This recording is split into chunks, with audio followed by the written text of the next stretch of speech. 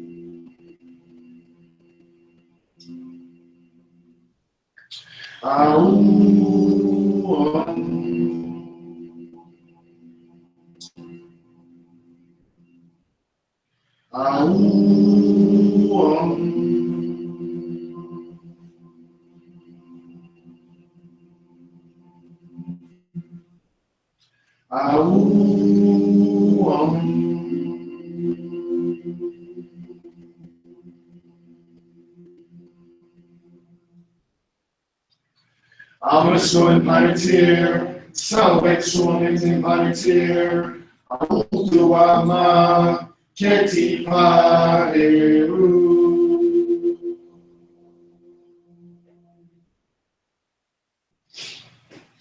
Amasun Panitir, Salvek Suamitin Panitir, Autuama, Keti Paheru.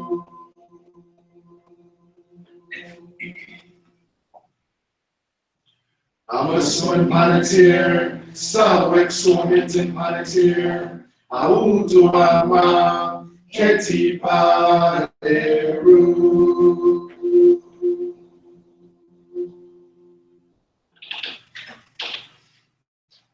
Amasun Panitir, Salvek Suamitin Panitir, Autuama, Keti Paheru.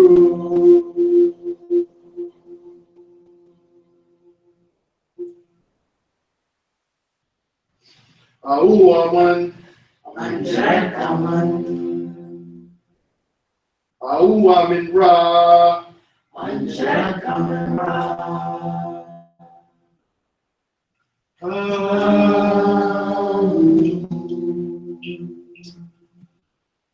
Amin Ra Nemat, Amin KF Nectaru, Kepper Abu KF, Utumeru Kepper Nectaru, Atuari Manesh, Tinkin Sunu, Audience Sunu, Webanu Wa Ursinef, Sejum Sunamekin Intium Dentinu, Abba Kefnes Nef, Necklace TV Sakum Ab, Wapi Ma'ar, Him Usu. Yetru and Kesu and Ek, Ursakau Bayu, Kimam Sekau and Kesifu, Nuatetsinu, Jason Ek, Iamata, Yetu, Eternal, After Tursatu, Maniti Kimam, Unanet, Amin Ketu, the next, Asmu Erakuti, Yuhu, Nuatetsinu, Yuhu, and Unekin, Aminu. Say next time, Kimon Ekin, Andrekin, Alphabet, Inomekin, Sectabet, or Nakau and Pet, or second time, or Mazut, what she were.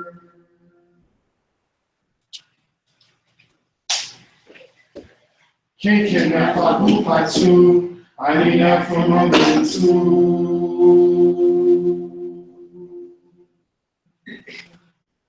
Woman,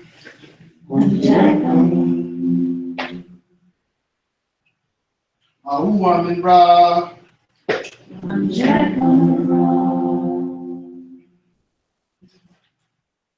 woman,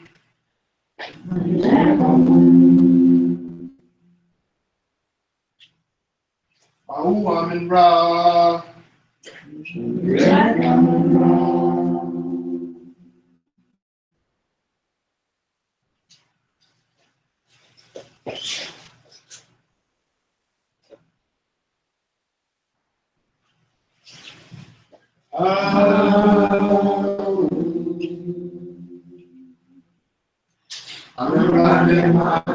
I'm in KF Nectaru, Kepper Abu KF, Utumeru Kepper Nectaru, Atuari Mesh, Tinkin Sinu Audience Sunu, Webanu Wa Ursinef, Sejum Sunamekin Intium Betinu, Amla Kefnesnef, Necklace TV Sakama, Wapi Mahar, Hino Usu.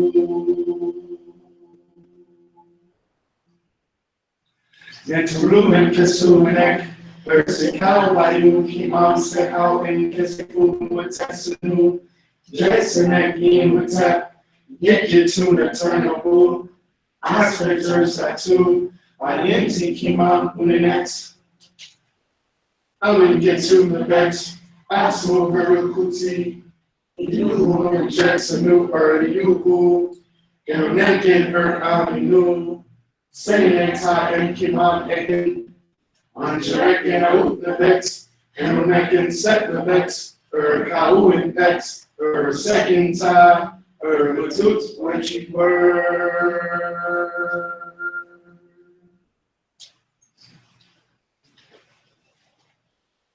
Kinkin Nafapu Patu, I am for moment too.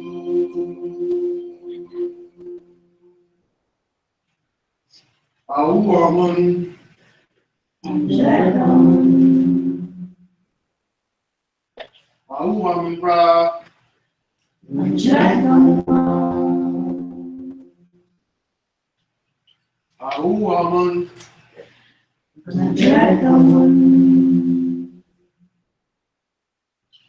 woman, Ra.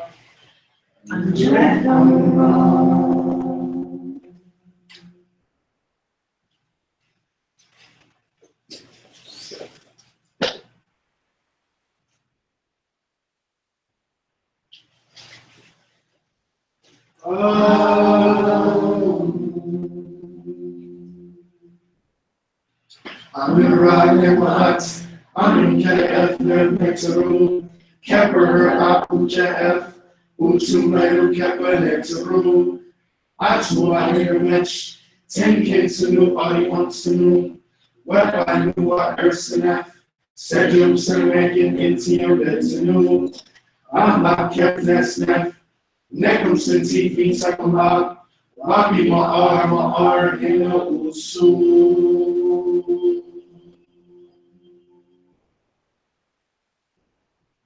Neturu kesunek, Sekau bayu kimam sekau kesifu numatsunu, Jesunek yematak, Yituna turnable, Aspector satsu, Arienti kimam uninet. Amen Kesu Nabet, Atmo Harakuti, Yuhu Jacksonu Yuhu, Neke Aminu, Senata Kima Ekin, Anjurek Out the Bet, Ekin Second Bet, Kalu Bet, Second Ta, Masut Worshiper.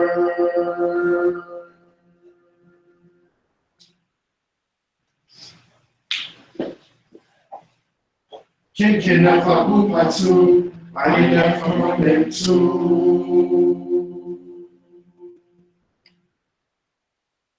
Woman.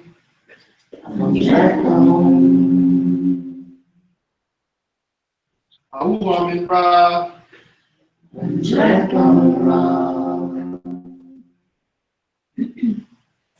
Woman.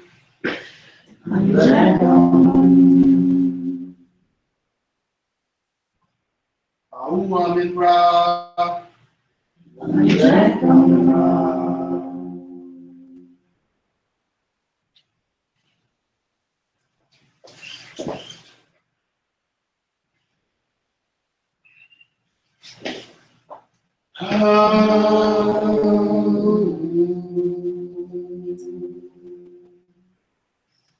Anuranemat, Anikere Nexaru, Keper Abuja F, Usumeru Keper Nexaru, Atmari Mech, Tinkin Sunu, Adinan Sunu, Wepanua Ersenef, Sejum Sunamaking Etium Betsinu, Aha Kefnexnef, Nekum Sentifi Sakumab, Wabi Ma'ar Hina Usu.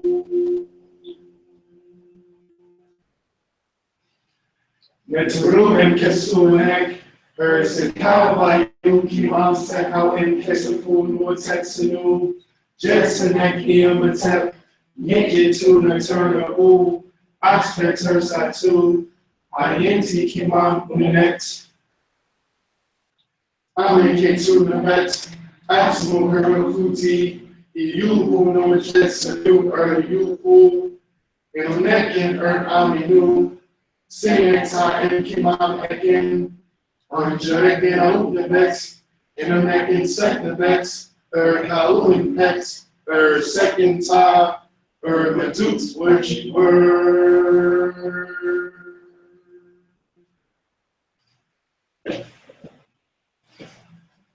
King of Abu Basu, Aina Kamabentu.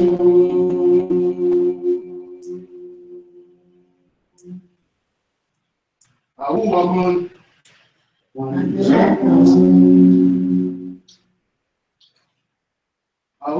Ra.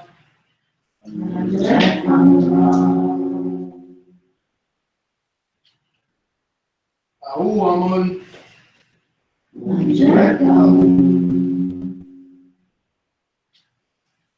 Woman, Ra.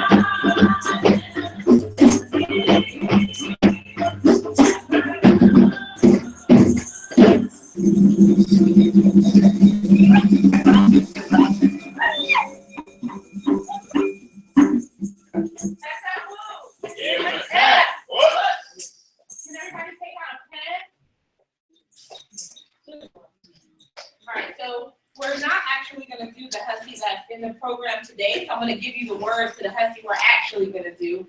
And you should be able to write it down in the program. The very last page is blank for notes. So you can write it down there. All right. Anybody let me know when you're ready?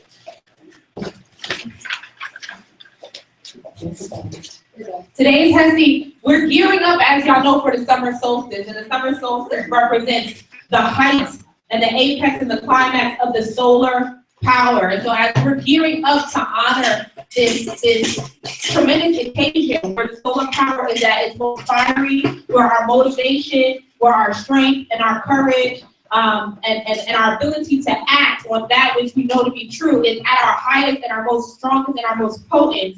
We want to make sure that we're invoking the energy of Ra on this day and over the course of the next couple of weeks in preparation for the summer solstice. So this Hesky references all of the many different forms of Ra. We know Ra to be the noonday sun, the sun at the height of its power. We know Ra to be the power which causes the sun to shine.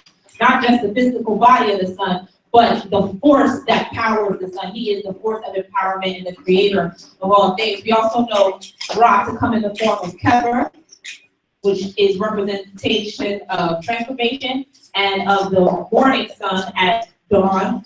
We know Ra to come in the form of Atum, which is the evening sun.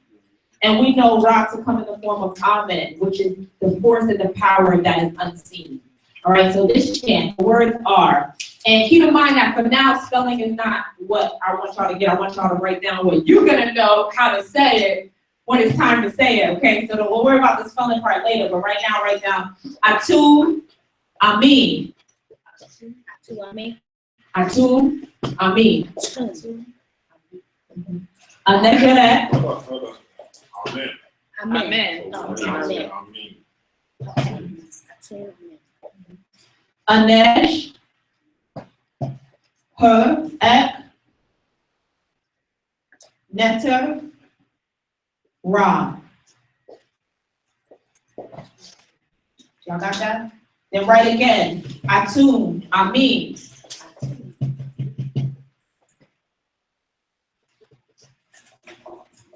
Ita, M, Kever, Ra. Everybody got it? One more time. Atum, Amin. Anejerek, Neter, Ra. Atum, Amin. Itayim, Kever, Ra. Got it? We're working with this. You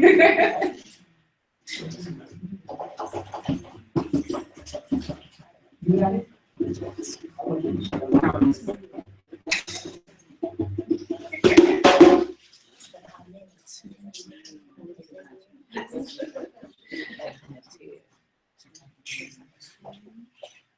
You got it?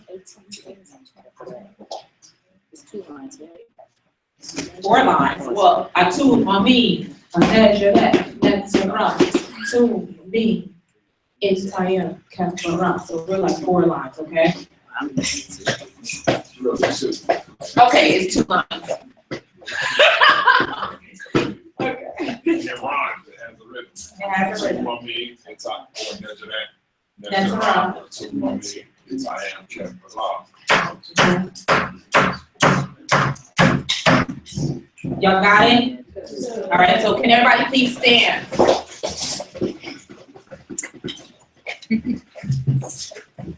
All right, now remember, we just talked about the solar force. The solar force is masculine. The solar force is fiery. The solar force is active. The solar force creates and makes things happen and gets things done. The solar force is a force of leadership. The solar force is a force of courage. The solar force is a force of the spiritual warrior. So, what that means is, I need you all to be forceful and powerful when you do your happy today. 2? 2? I know our numbers might seem a little bit light, but do not be concerned about the empty chairs in the room because we are divine, Kemetic African people. And so when we access the power of the gods, we can make the building. Hey, am I right? Am I right?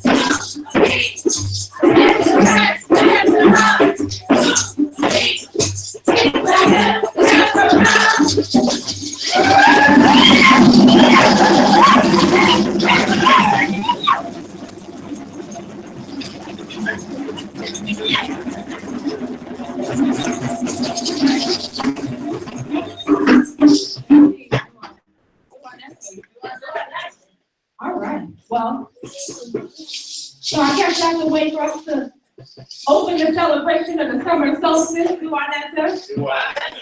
All right, so for those of you who have not seen the emails or the Facebook page and all the updates about the summer solstice, we're really excited to celebrate on Saturday, June 17th, right here, starting at 12 noon. We're gonna have our brother and friend, Pedro Sanjeti Ankara, will be here speaking that day. He is such a significant supporter, not just of the Temple of the View, but of the work that's being done to reconstruct this Kemetic tradition. And he has done so much scholarship himself, in particular with the language, the Medu Neter, and connecting it to other parts of Africa, proving some of the Egyptologists say that Medu Neter is not an African language. They like to connect it to languages in Asia. And Sanjeti has been a part of a scholarship team that has been devoted to proving that Medu Neter is an African language and connecting it back to the other African languages from the interior and from the West Coast. And so we are honored to have him be a part of this celebration with us to speak as our keynote speaker. We're also going to have the Rezura Orchestra here to play for us. Brother Omoye, who is a supporter and friend of the community, is a member of the Rezura Orchestra, so we thank him for helping us to make that happen, to have his band come out and play for us that day. The orchestra has been committed to using African music as a way of introducing culture to people here in America, and they infuse traditional West African rhythm with some of the Afro-American, if you will, sounds that we've stylized during our time in this land, like jazz and blues, and even some Latin sounds. So there's that really beautiful infusion. It calls it to be very similar to the music of De La Kuti. And so we're really excited to have his band coming out to play. We're also going to have food at the event. We're having someone bringing food. So I need to stress the importance of everyone buying a ticket in order to make this event happen. All right. Please go to templeofthenew.com. There's a big flyer on the front page. You can just click on that flyer, it'll take you to the tickets page. If you see it in the email, you can click on the email and take you right to the tickets page. Tickets are only $20 for the event, again, from 12 noon to about 5 p.m. on Saturdays. And then Sunday is our regularly scheduled communion. And that's also Father's Day. And so, as always, there will be a special message about Black fatherhood and Black manhood, and that message will come directly from our chief and head priest, Sidney Ross together. All right, at this time, if anyone has any joys or concerns or messages or miracles that they would like to share, please feel free to come to the front, Kamiri. Mary will take the children into the other room at this time as well. Hello, everyone. I just want to welcome our guests. This is going to be our first time guests. And in fact, we will have a welcome table for you with some refreshments for a donation of your choice. I do want to tell you that all the proceeds for that donation that you provide goes to the Reverend Pet Scholarship Fund. And Senate has an update on that. So I was told by him that we have funded at least one person to be able to go to Everett. So I just wanted to say due off for all that. Yes. So whoever had to our New Year, we'll be celebrating the end of July into August, July 27th to 31st. I do believe that's where we celebrate the 5 next years. It's over a 4-day period. Hopefully we'll get it to 5 days, and we go to this year we'll be going like 2 hours away upstate New York to celebrate that term, to celebrate the National and other rituals that take place in those 4 days. So, there's a cost to that, and we implemented a welcome table for guests like you, and associated with that welcome table is a scholarship fund that we started to help those who may not be able to attend financially. That has the say so who is given that scholarship. So we want everyone to attend. All should attend. Should attend well. So that's what we started. We got at least one person be able to go at their discussion, and that's due to people continuously supporting the welcome table and making donations. Also in the back there is the marketplace that will be open after temple service, and I think that's it.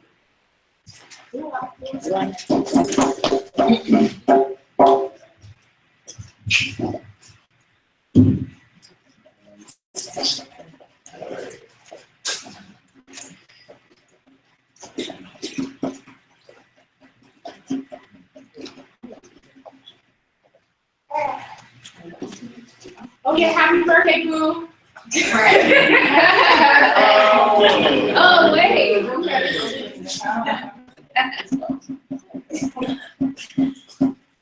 That's up, Boo. Yeah, what's up?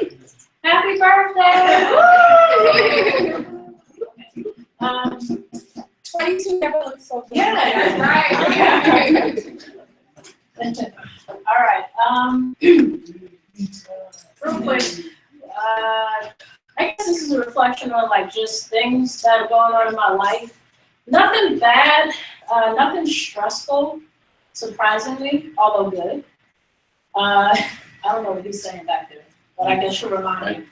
All right. Oh, I can't hear? I mean, I can't hear. Oh, I'm loud enough. Okay, great. So transitioning, one of my clients passed away about 2 weeks ago on my birthday. That was rough. She was somebody that was a part of our program for like 10 years. Everybody knew her in the mental health community. So that was kind of tough for us. And then last week, I'm not loud enough. Okay. And then actually this past Tuesday, I found out that my coworker's husband had just suddenly passed away. And she'd been working with us for many years, so we knew of her husband, and we've been in contact with him before he passed away. So it's just been a lot of just transitionings and changes in my life. 3 people quit this week at my job. There's a lot of stuff going on because I'm in the mental health field, so a lot of the way that we get funded is through Medicaid. So we know that, Trump and Christie are not really that cool with helping people that actually need it. So that is kind of affecting our jobs and our funding and things like that. It could also result in layoffs is one of the things that we keep hearing. But I'm just cool about it. I'm not stressed out. I know that I need to strategize and make a plan for my next move so I don't get too caught up with everything that's going on. But I just feel remarkably just calm and not stressed out about it. I feel like I've been doing my work lately. I've been taking my baths. I've been utilizing my tools. I have the support of my family here at the temple. The study is as cool as a cucumber, so that I guess doesn't affect me too. And And I just feel good about that, just having the ability that no matter what's going on in my life, I still have the ability to control myself and the way that I react to things that could be potentially tough. So I just wanted to share that because I know that I'm not the only one possibly going through things that are challenging. Oh yeah, and I have the tough Rex attached, so that's a part of it too. I'm sparring, I feel like I'm doing okay with that. But I just wanted to share that. So like, if anybody else is going through stuff, if you're doing what you need to do, you have the support of everybody here, you should be able to sustain off of that and you'll still be okay, no matter what's going on. And I think that's it. Again, welcome the guests, the twins in the back, Dave, I forgot your name, I'm sorry. Dave and Darren. Dave and Aaron. I met them about a month ago. They were at Sanjetti's event in Philadelphia. And the sister, Gaynor, yes, Laura Gaynor, that's her first name. That's how I remember it. That's how she taught me to remember it. So I'm glad that she came to, we're always welcoming the new guests. So I hope you guys enjoy yourself, and that's pretty much it. Anybody else?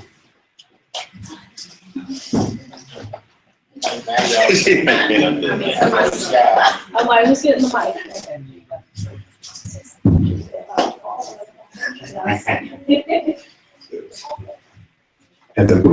Yeah, what's that? I guess just reflections on where my wife, me and I are with our children, things like that. Things are, just I guess a little bit difficult, and sometimes it gets rough with them growing and coming into their own and just figuring out how the world works and just being able to like open the world to them. But they don't really see kind of what we're going through and how we're trying to, provide for them and, things going on at work. There've been people like burglarizing and stealing and taking laptops and things like that out of our room. And a lot of things have been going on, but there's a lot of, I guess, support from the administration in this space. They're giving me a lot of opportunities for finances and things of that nature, and just from family and friends. So many times, like I get just kind of down in that space, but then I just remember that there's really kind of power in that perceived pain, and that's piggybacking off of, what she's talking about with Satesh, the things that you perceive as pain, there's power there. That's how you build muscle. That's how you build strength and endurance. That's how you build hope and perseverance. That's how you build that root energy, that build that drive, that perseverance to just move out of that space. And in the Kemetic Proverbs, it says, to suffer is a necessity entailed upon your nature. Would you prefer that miracles should protect you from its lesson, or shall you repine because it has happened unto you? When lo, it has happened unto all. Suffering is the golden cross upon which the rose of the soul unfolds.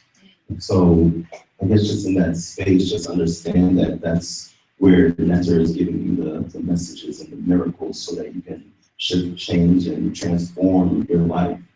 Just understand that those spaces that you're in are giving you just the lessons and the knowledge that you need to move out of that space. So if you're, it kind of says that, would you prefer that miracles should protect you from its lesson?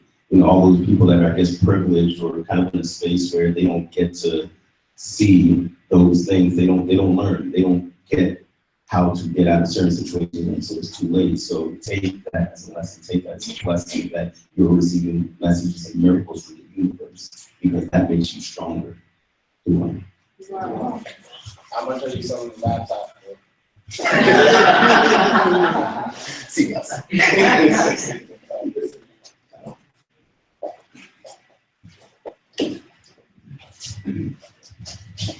And what's up, everyone? Some great things have been happening in regards to the energy of Ra and my solar return coming up. I'm excited. My sister, once again, her birthday was yesterday. I think I told you yesterday. Her birthday. So what I'd like to do, and my sister isn't physically here, what I'd like to do is extend our salon version of cat. Ready?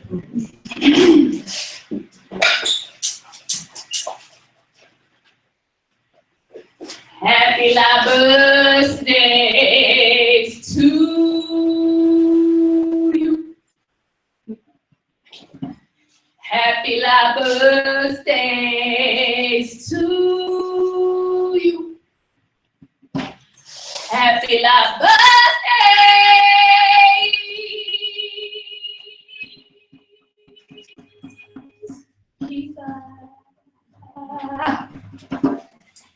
Happy birthday.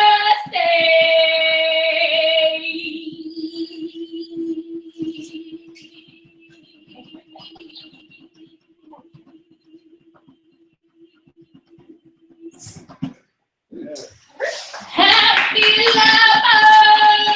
birthday.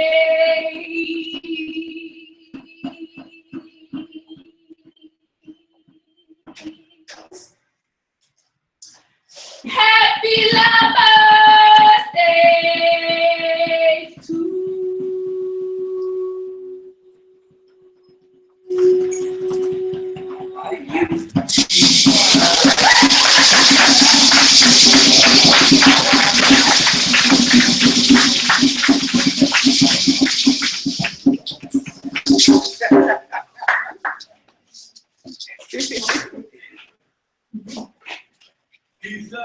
yes. I think my birthday next week.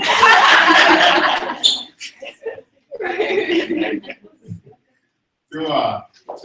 Enter pool, Melody Kamau. Give a tap. Never in how much it is to be in your countenance, this Heru Ra. The season of Heru Ra. That's right. Just a quick announcement. Yesterday, I know Makeda came out too. The Zawadi concert. It was beautiful. It was powerful. Zawadi dance company performed, and they gave Ahadu the opportunity to perform with them. So his hands are a little calloused up now. He played some lead. So he's a character, and he's growing strong. 9 years is gonna come quick, man. I couldn't believe it. For those who may not make next Sunday's Doom Days Festival down in Philly, I want to invite you all to the Umoja Dance Company Dance and Drum Recital. He drums with Umoja, and Saora dances with Umoja, the children's dance. So that's next Sunday at Symphony Hall, North Symphony Hall. I want to say 2. I think it begins at 2. We got to be there a little early, but got to be there too. So if you don't make down to a Doom Day, then come on out. And I think the cost is $10 for that. So if your Sunday is free, next Sunday, you're looking for something to do, come on out to support the art, support youth, and support Umoja Dance Studio. 2 other things I'll say. This season we've had, I think I mentioned it before, the transitioning of some powerful elders, especially in the African dance world. Those elders are now ancestors, and their energies are now commingling with those energies in the Duat. And I think we're on to, I would say we're on a precipice of something really magnetic and really powerful happening. Those energies are now even more helpful in the spirit world than they were in the physical world. We learn that the physical has limitations. This body has limitations. It cannot go or move or enter into certain spaces. The spirit don't have those limitations. So I'll just use that or say that as a reminder for those of us who have lost loved ones, ancestors who have transitioned. Just remember, their transition is just from this physical realm into the spiritual realm completely. And in that spiritual realm, we can still communicate, we can still conversate, we can still receive their love, their support, their guidance, and we should continue to ask for that. And I think that those energies that have transitioned, they're going to be doing something big for us. So with that said, Dua, and I'll pass this mic on to our birthday girl. Love that pizza. Wow, come on, my birthday. And to who? Yeah. First of all, I wanted to say Dua Nectar for another solar return, having the ability to continue to grow, strive, and continue to do my best to manifest my highest reality. And so I'm very, very, very glad to be here with you all today. Before I share some notes with you, just for some things for us to think about as we work our way to the solstice, I just wanted to share, first of all, the Hermetica is my favorite of our books. I love it. I'm a language person.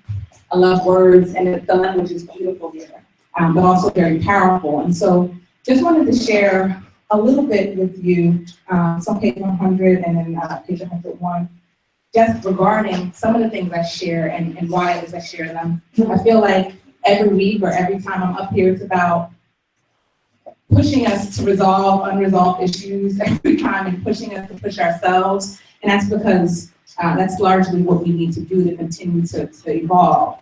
But just wanted to share a couple of parts. I soon replied, I will build the zodiac, a secret mechanism in the stars, linked to the unerring and inevitable fate.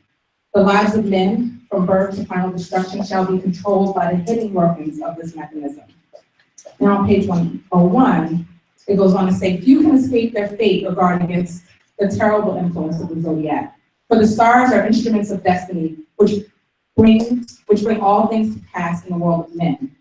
If, however, the rational part of a man's soul is illuminated by a single ray of Atum's light, the workings of these gods is as nothing, for all gods are powerless before the supreme light. But such men are few. Most are led and driven by the gods which govern earthly life, using our bodies as the instruments of destiny. To my way of thinking, however, it is not our duty to simply acquiesce in our human state, but through intense contemplation of divine things, to detach ourselves from our merely mortal nature.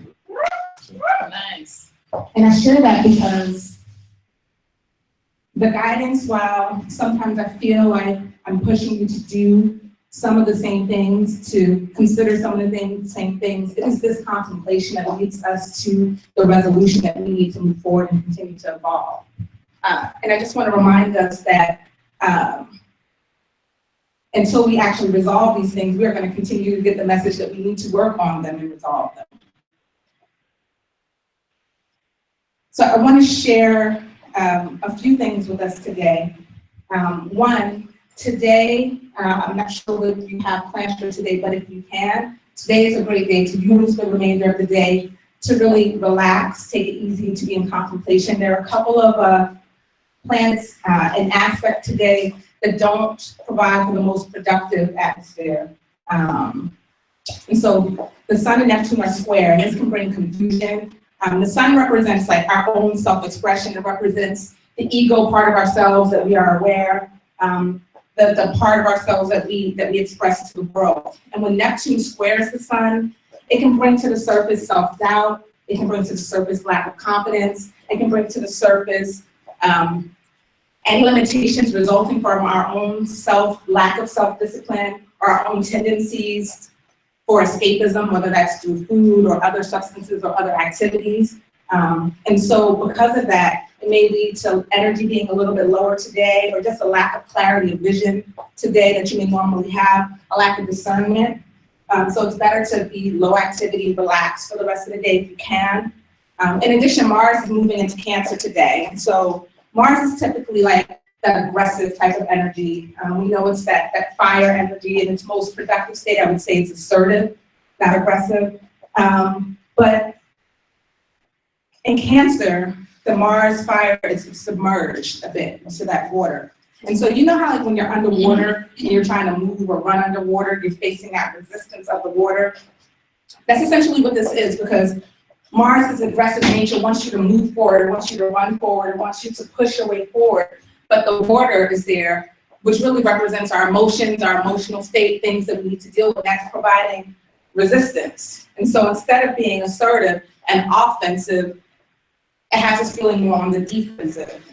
Mars is kind of hampered by, or at least slowed down by the emotions. And so that fire that you would want to move forward with your goals are slowed by some emotional baggage that needs to be cleaned up.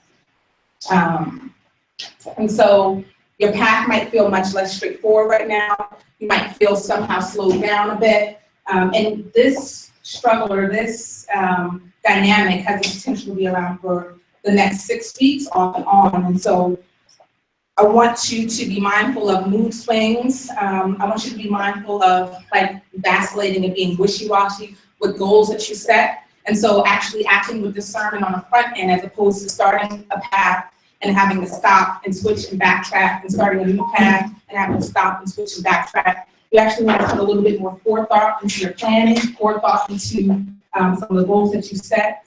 And because this is Cancer, it's going to affect areas that typically are about kind of nurturing and Cancer-like. So women, children, homes, food, those things that provide that nurturing and sustenance to your life are the things that are under consideration right now with this energy over the next 6 weeks. And so goals related to those things, challenges, issues, situations in your life related to those things you want to be mindful of. There are 2 things about Mercury that I want to share. June 6th, which is Tuesday, Mercury moves into Gemini. This is a very, very positive aspect, and you're going to have this in effect for the next 3 weeks. And so business, social connections, communication, travel, those things are all favored under this aspect. So if you have to set some goals, plans, intentions about any of those things, important meetings, I would say use this time for that.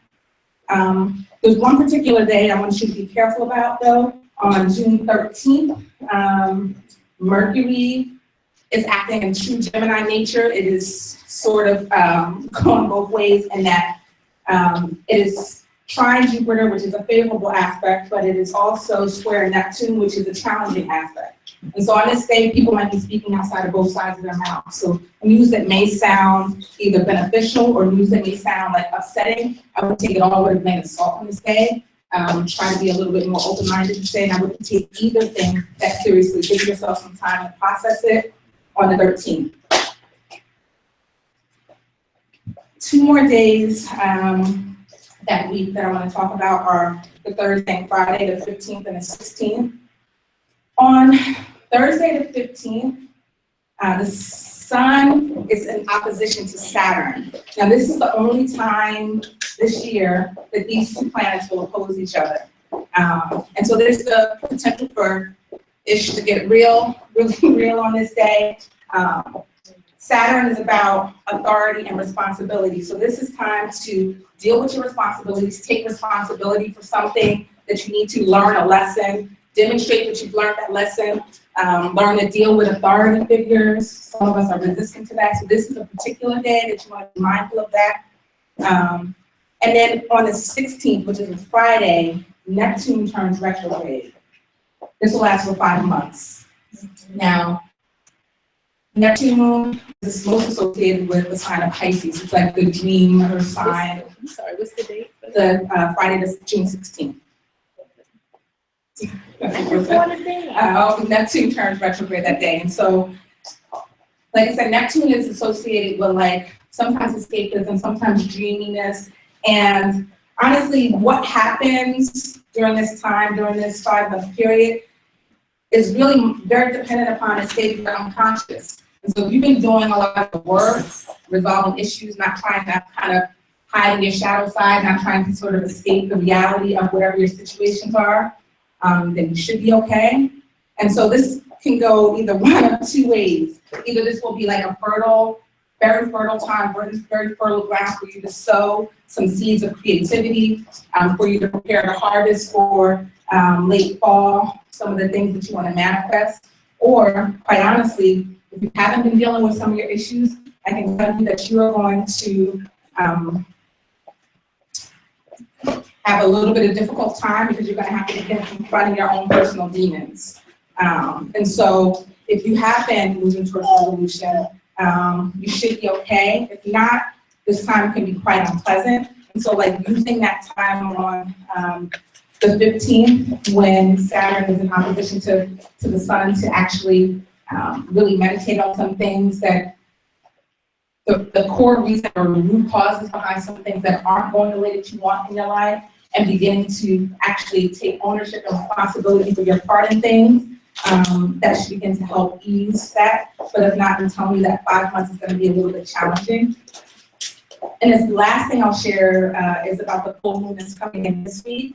The full moon comes in on the 9th, this Friday, and the full moon is in Sagittarius this month. That's also a day that Jupiter turns direct. Jupiter's been retrograde since February. And so this is a time of completion as normal, but Saturn is in close proximity, which says that there's possibly some setbacks from goals, some goals that you set for this phase, some intentions that you set. There might be some slowdowns or some challenges that present themselves. However, if you're able to have a nod, if you're able to be patient, if you're able to be persistent even despite these things, Jupiter is coming out of retrograde, which brings abundance. You'll have that energy to help you push forward. It's about how much you're able to stay the course, and how much you're able to kind of deal with some of those things we talked about in terms of taking ownership and responsibility. If you spend some time on this, it should free you up to set intention for the next new moon phase as well as the solstice.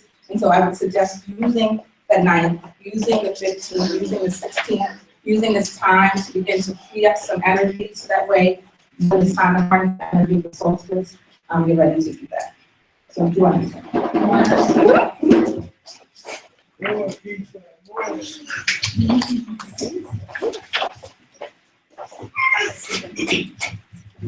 Can everyone please stand?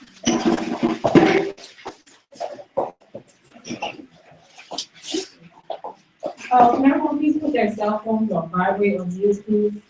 Yeah.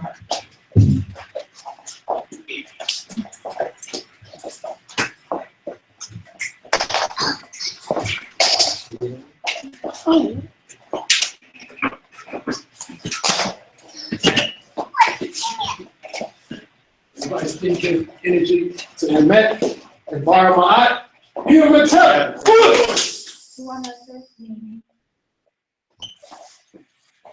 Please remain standing. Repeat after me. I'm a student Palantir. I'm a student Palantir. Sao exuamente Palantir. Sao exuamente Palantir. Auto alma. Auto alma. Kadipa Heru.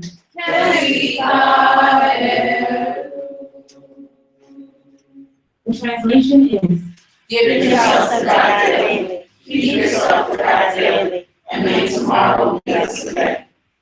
we give homage to the Creator, who is like our Father and who is like our Mother, who is everything that we can perceive and everything that we cannot perceive, who is everything yet is no thing, who comes to us in the form of the Netzaru Ra, who is the light of the heavens, the light of the inner planes, as well as the light of our lives, who shines a light for us on the path of Ma'ati, which is the path of truth, justice, righteousness, and harmonious balance, who comes to us in the form of the light of vitality, giving us the strength and the endurance to live and act upon that which we know to be true. Homage to you, the one who shines in and through us as a beacon of light for those who are blind to the facts of their place, their position, and their responsibility in the divine scheme of things. May we be Ma'akaru, true thought, word, and deed, to our highest reality, and in our moments of crisis, in the dark nights of the soul, when it appears that everyone and everything let us down. I was gonna say straight, but that's down is good too. So it is, and so shall it be. Everyone say, I'm in my eyes. I'm in my eyes. Ma'akaru. Ma'akaru. Ma'akaru. Ma'akaru. Ma'akaru. Ma'akaru. Ma'akaru. Ma'akaru. Let's see.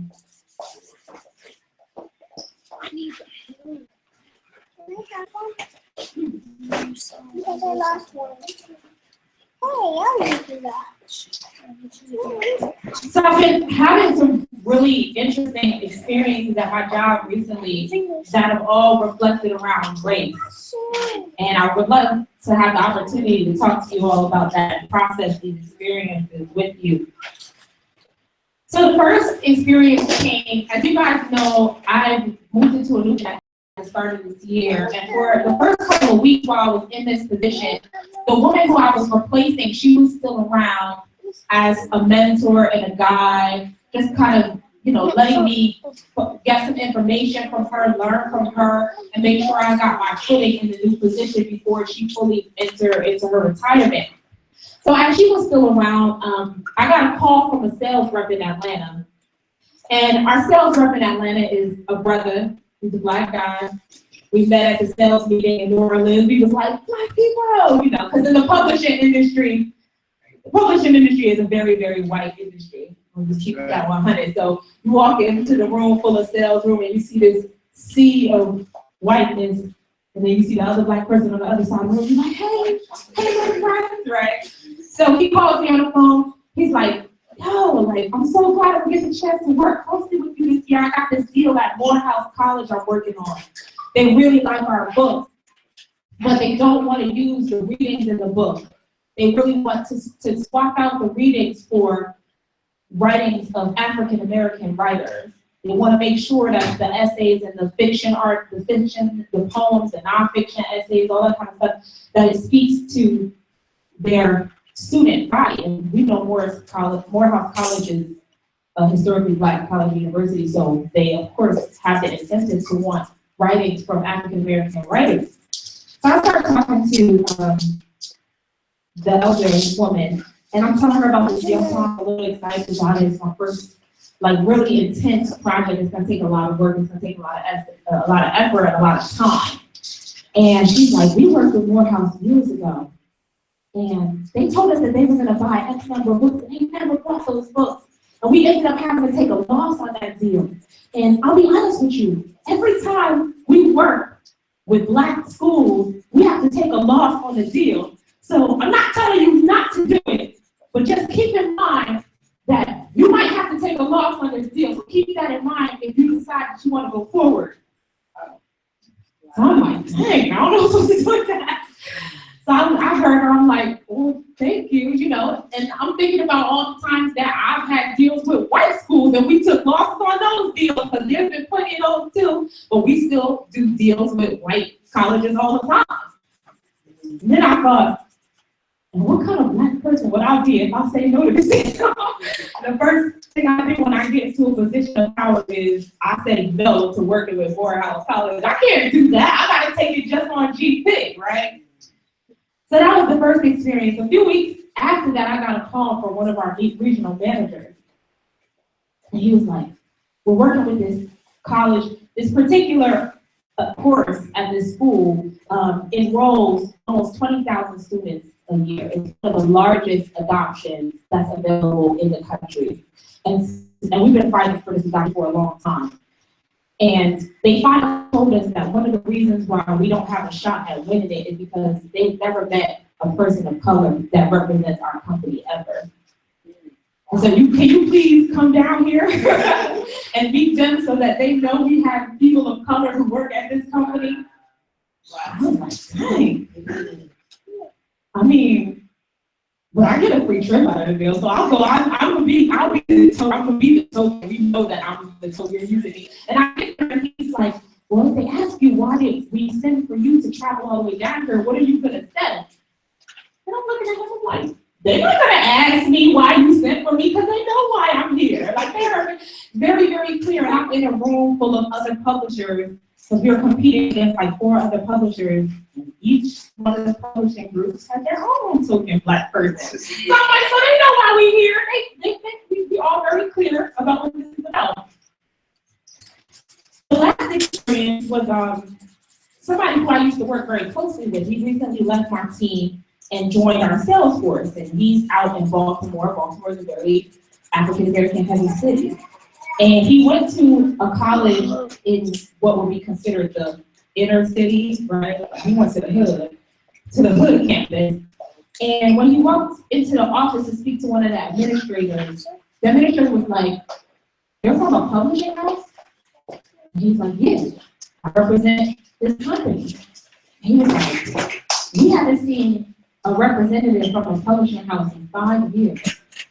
He said, the publishing reps don't come here because they're too afraid to come to the hood.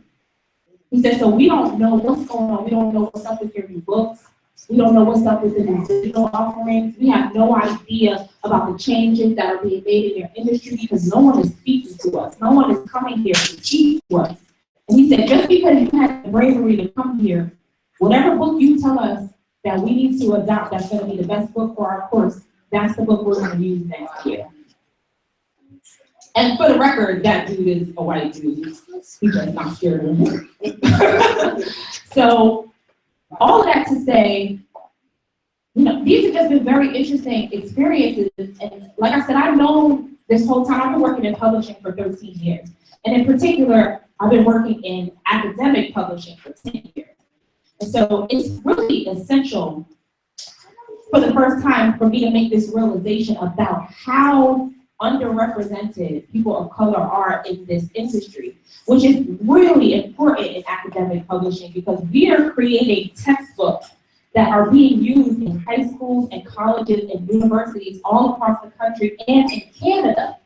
So when you have companies, and it's not just our company, all of the major publishing houses are not as diverse as they need to be. When you have companies that are underrepresented, where diversity is underrepresented, where the African American voice or the Hispanic voice or the Asian voices are underrepresented, that becomes a reflection of the content of the books, the ways the books are sold, the way people get access to the books, and that's reflective of information and how information flows in and out of our communities.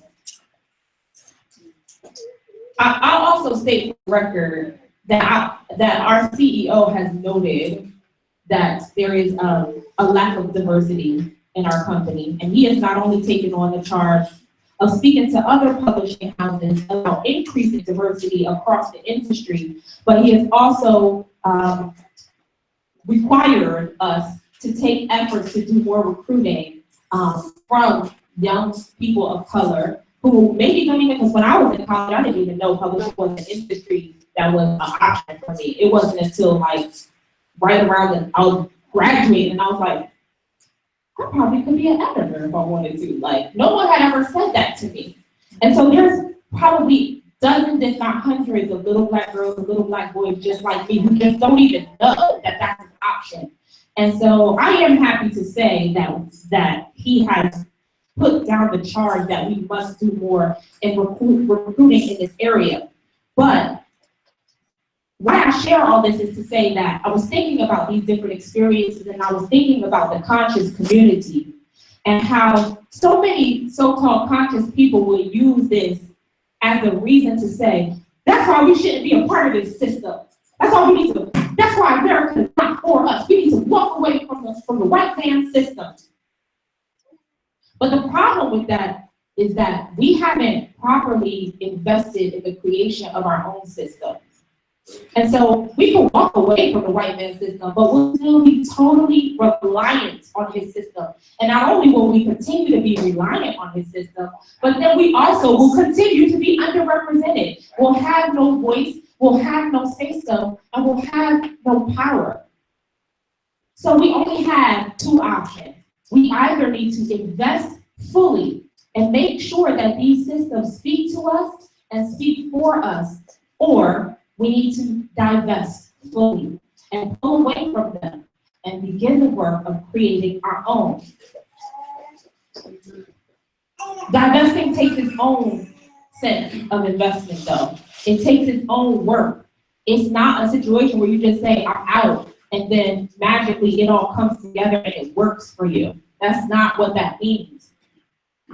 It will require all of us who choose to divest from the system to participate with our time and our money and our energy and our skills and our gifts to the establishment and the maintenance of systems for ourselves and for generations to come. Divesting is a responsibility. And as I've come to learn, not all of us are up for responsibility. Some of us are just downright allergic to responsibility. Some of us want to reap, but we do not want to sow. We want to believe that the universe is going to give to us on our terms. We want to make withdrawals from a bank that we haven't made a single positive deposit to. But the universe, the world, the society, the town, the community, the village, the family, every living system requires something of you.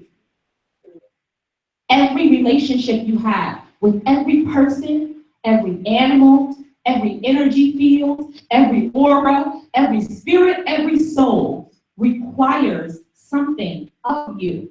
And when we're mature, we are prepared to be reciprocal in our relationships. And when we're not mature, we shun Ma'at. We turn our backs to Ma'at. And we embrace Isfet willingly.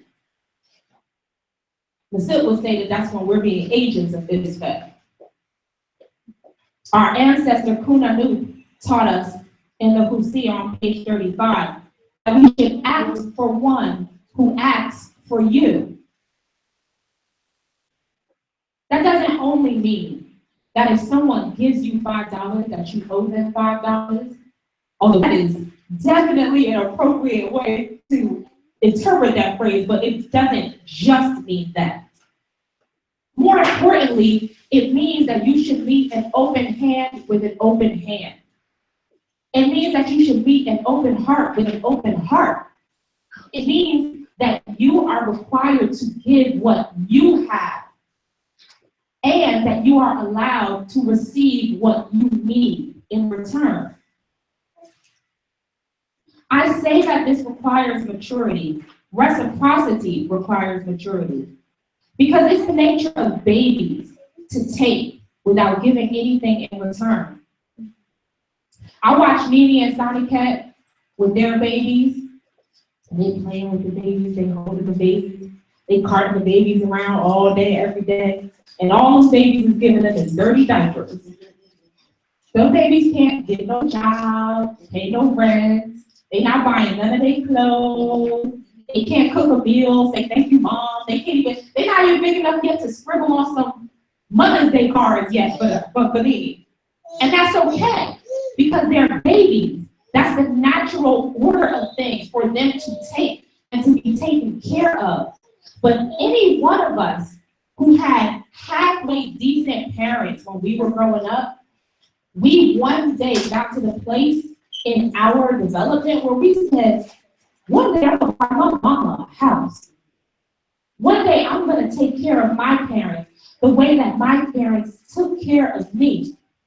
Even rappers, like I could think of every trap rapper and every mumble rap rapper, and you can find a song on every album that got at least one line in there about taking care of mama.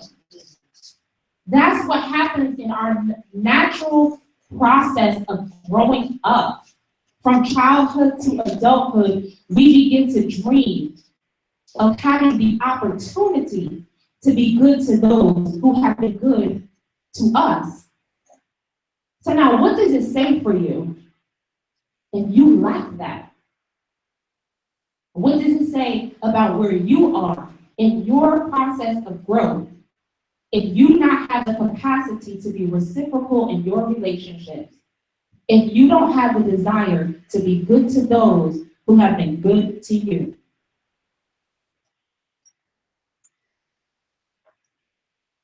It was a few months ago when I first decided that I wanted to speak at this communion. When I speak at communion, it gives me the opportunity to check myself. Because sometimes there are things that are happening in my life, in the lives of other people, that create the emotional responses. And sometimes emotional responses are not in alignment with what our ancestors teach. And so I have this emotional response, and I say, let me go back to the Hosea. Let me go check the Hermetica. Let me read the 42. Let me read the 10 virtues of the initiate. Let me make sure that the way that I am choosing to respond, that the way that I am advising others to respond is in alignment with what our ancestors taught. And that what I am saying is going to be the best response I can to help proliferate my thoughts. So in that context, it's very true that communion lessons are often the opportunity for Nissa and myself to address the things that are happening, not just in this community, but in the larger community and in the world as a whole. In order for us to be effective as teachers, we have a charge to read the room. We have to make sure that we're assessing the current conflicts that you all are experiencing, that we're speaking to your real-time challenges and concerns, and that we're speaking life and wisdom directly to that. It doesn't do any of us any good if I get up here and talk about something that's just so random and so disconnected from everything that you're going through that you can't take anything away from it. If it's not helping you to move forward and push forward, then what good is it? Furthermore, Wabet Kisa uses astrology, and every 2 weeks she reminds us of the factors of the movements of the sun, moon, planets, and stars, and how they are affecting us all the time, at any given time. So I know that the full moon in Sagittarius is coming up this week, and I know that the full moon is going to affect me. And if it's going to affect me, it's going to affect all of you. So the cycles and tides that are affecting us, we might be having different manifestations, but we're all experiencing the same challenges because we're all being affected by the same cycles and the same tides. So the lesson is never inspired by one person or experience. One situation is simply a reflection of all of our situations. The lesson is never just for one person. It's always for each and every one of you.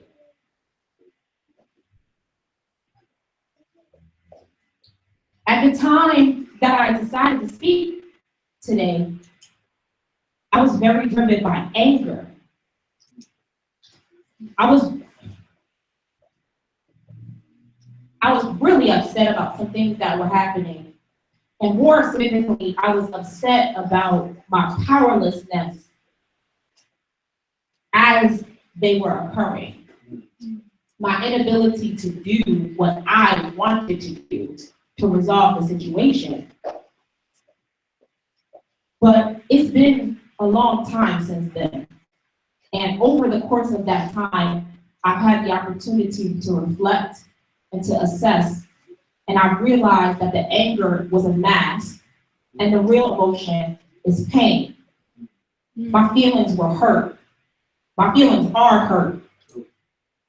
And I'm going to be very honest that it is pain is the driver as to why it is that I'm up here today. So keep in mind that I are never taking cheap shots at individuals. We are addressing our pain and we're speaking to your pains. And we're taking on the charge to remind all of us, that we have the tools that we need to heal our wounds and release our pain. None of us have to live in a place of pain. And more importantly, none of us should want to live there.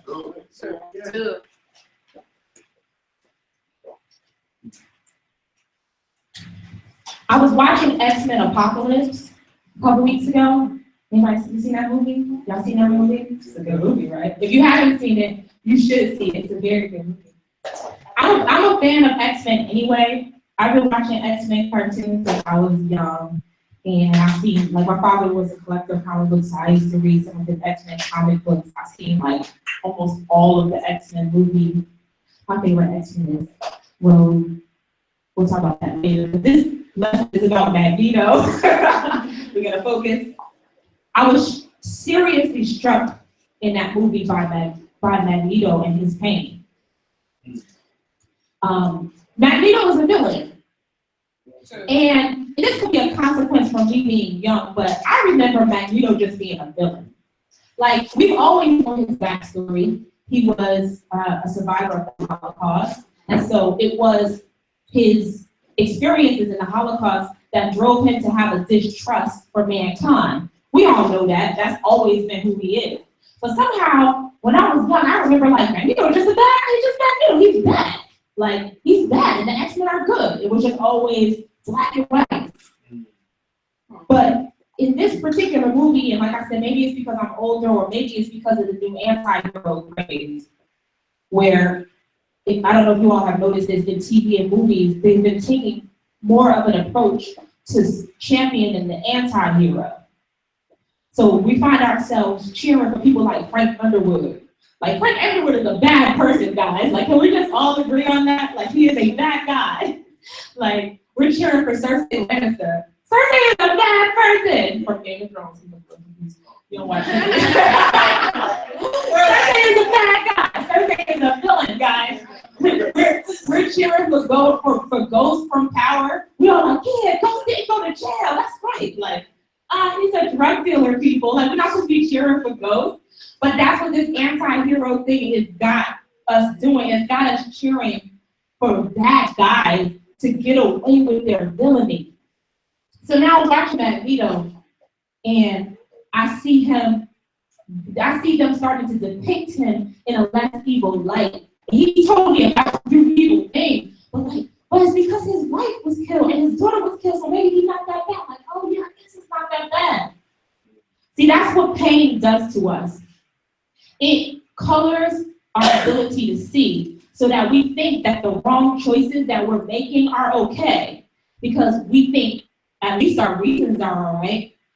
At least I can justify it to myself. When we're acting out of pain, we convince ourselves, and we can't see clearly. Anything that we're doing, when we're making choices from a place of pain, or using our anger to mask our pain, needs to be evaluated. Any choice that we're making, we need to hold those choices up and say, am I properly distinguishing between right and wrong here?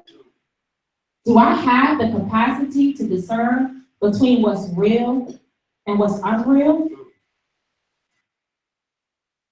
So here's Magneto in this movie. He's clearly unable to discern the real from the unreal and the right from wrong. And he's easily manipulated because of it. And y'all know Magneto he's a pretty powerful mutant.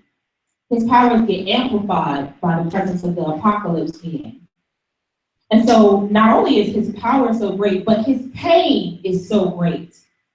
And the combination of his pain and his power is now ill-directed, and it threatens to destroy the entire world. So let's ask ourselves, what are we destroying when we allow our pain to misguide us? Because make no mistake, we maybe can't fly and manipulate metal with our minds, but we are powerful beings. We are divine beings. And the application of our power in the wrong way, it will lead to consequences. We know how we directed our power in the past by looking at our current state of being. And some of us don't like when I say that, because it's easy to point the finger and blame other people. It's much easier to say, well, I would be good if not for that one person. I would be okay if not for the white man. I would be all right if not for Donald Trump. It's not my fault. But if we want to claim divine sovereignty and assume the godlike capacity to direct the course of our lives, then we must know that both the failures and the triumphs are all of our own doing. Anybody who is not willing to take the blame cannot take any credit. So how have you directed your power? Or have you given it away? Is it time for you to take it back? What are the things and who are the people that you've given your power to? The results are evidence of the reason. Let's go back to the movie. Magneto is exceedingly powerful. He's going to destroy the world. And it's been a while since I watched it, but what I remember from the movie is Professor X constantly trying to get inside Magneto's head, constantly trying to remind him, you don't have to take this path. You don't have to choose pain. You don't have to choose destruction. There is another way. I remember, but Professor X is not the one who stopped Magneto. Magneto stops Magneto. He allows his pain to subside long enough to see reason and to recognize that he's doing the wrong thing. He allows himself to hear the truth. He accepts that truth, and he is willing to make different choices as a result of that truth. That is our charge, and that is our challenge, to recognize for ourselves, not just when we're told, because people can tell you over and over and over and over.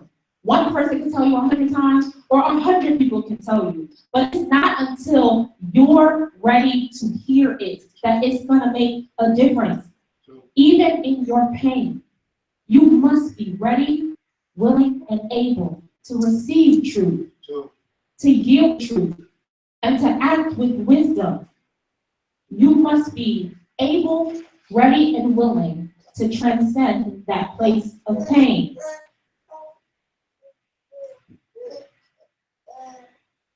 As a priestess and a teacher and a spiritual guide, my honor in this lifetime is to help you all to see, is to point you in the right direction, to remind you of what you know to be right and true. It is to assist you with being able to accept the truth so that you can cultivate the higher parts of your being and grow into the divine men and women that we know you're meant to be.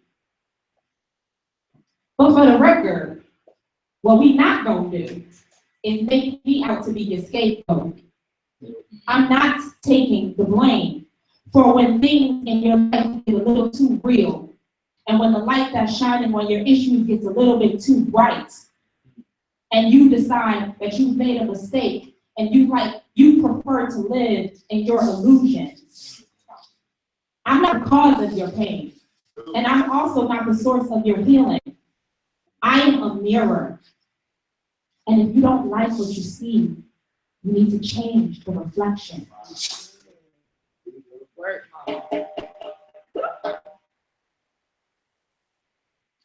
That's what we're all supposed to be here to do. To reflect one another in an effort to inspire, to assist, and motivate our brothers and sisters to be the best versions of themselves. I choose to be resolution-oriented because I know that when I'm made aware of all of my ugly, all of my pain, all of my problems, that's when I have something to work with. That's when I know what I need to do to reach the next level of my existence. And make no mistake, until I am finished with this incarnation, I will not stop trying to be my best and highest self. The only time when you can say that I am finished is at my funeral. Until that moment, I have work to do on me. And that is why I'm here. And I'm gonna place a bet that that is why all of y'all are here, not just incarnated, but in this room at this very time. Not perfect, but perfecting. So even though it's painful, I'm gonna keep being Professor X, trying to get in your mind, reminding you to overcome your pain, because that is what it takes.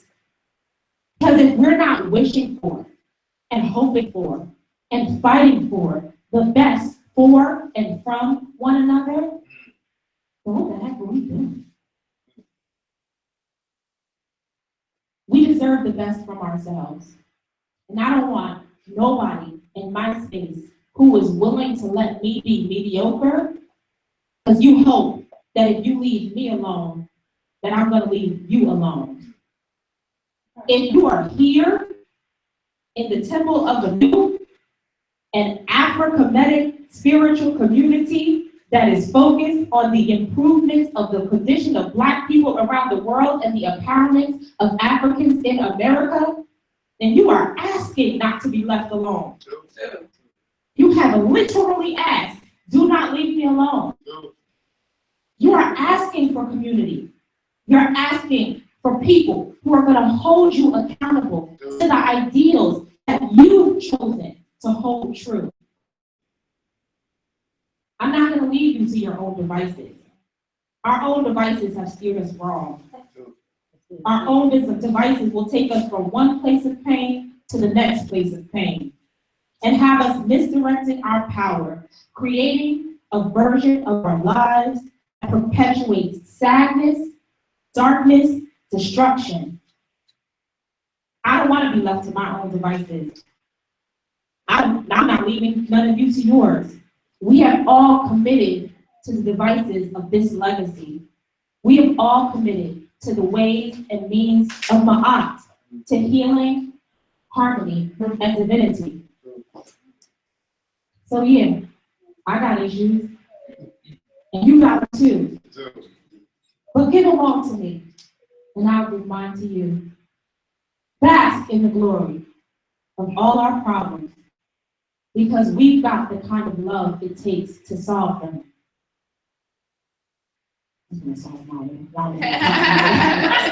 Y'all listen to pop music. That's okay. I'll listen to Z100. That's cool. Don't run when your wound gets touched. Don't run. And don't blame the person who touched your wound. Because why do you have an open wound in the first place? Lean into the pain. Learn from the pain. And allow the experience to teach you something about yourself and about what it means to coexist with other divine beings. And no matter how hard it is, we must commit to healing the pain, not just masking it. That is our current challenge. And therefore, that is our collective lesson. To see the moon beneath the anger, to clear the pain and see what is real. Apply the 4 R's: recognize, relate, release, and resolve. And elevate to the next level of our being. So here we are today, a month and a half away from the start of a new Kemetic year, celebrating Wet Pet at the end of July. And 1.5 months doesn't sound like a long time, but it is enough time for us to engage in a lot of healing, a lot of growth, and a lot of leveling up. We can end the year strong. We can start the new year from a place of power instead of at a disadvantage, which our readings have been telling us how we've been starting a lot of previous years. So let's make a change to that cycle. Let's start from a position of power. Are you ready to do that? Not just for yourself, but for the people around you. To push them, to motivate them, and to support them. To be their mirror. Do I answer? Can everyone stand?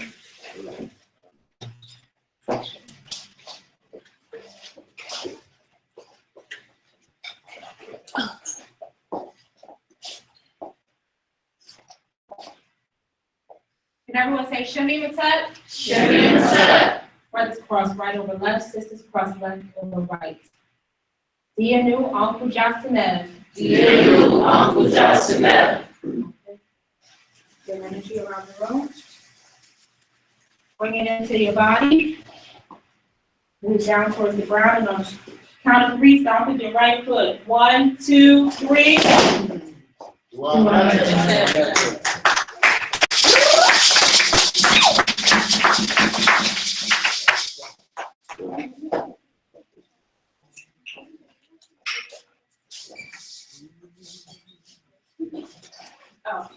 Don't forget, everyone, to leave your donation before you go. You may leave it in the bowl by the door. You can give it to Sir Chef Armin Carol.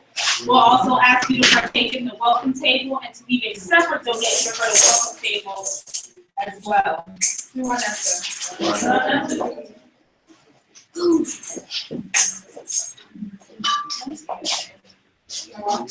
Oh, also, for the welcome table, I made a dish that's very, very spicy. It has tomatoes and Italian on top. It's super spicy, and it has wheat.